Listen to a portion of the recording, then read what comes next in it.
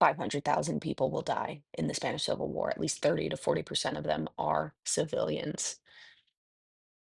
That's 3 years. That's like 1% of Spain, at least, probably more.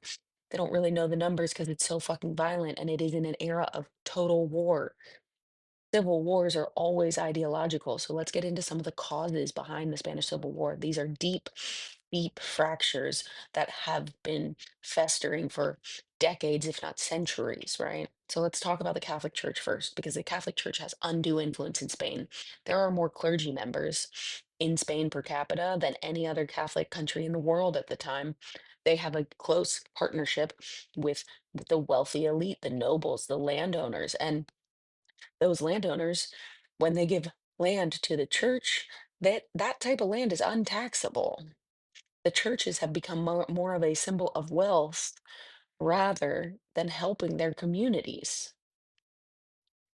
Does that sound familiar? Now, the inequity is apparent, it is disgusting, and it is on display, right? In parts of Spain, 2% of the people will own 60 to 70% of all the land. There are at least 2 million people in Spain who are w- never going to own land at this point in time. There's children who are starving, there's children who are working in mines. Some of these estates are bigger than entire town. We have no workers' rights. And of course, we've got unions starting to step up, but there's a very like secular versus Christian and rich versus everyone else that's already starting to split. And then, of course, we have El Disas.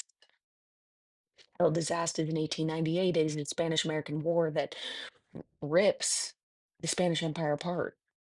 Americans take Guam, Puerto Rico, Cuba, and the Philippines.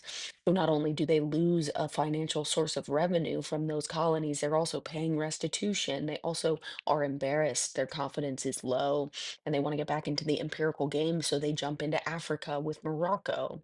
But their military from this big military push is in disarray.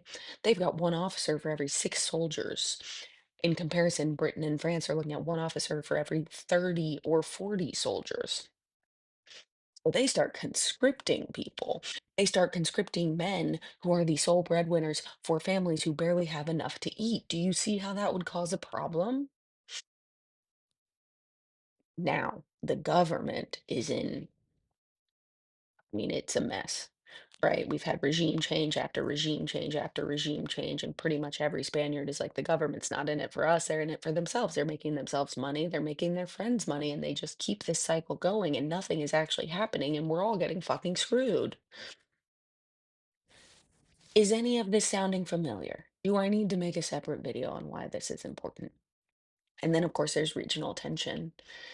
Both the Basque and the uh, Catalonian regions want autonomy, and historically, they've kind of had it.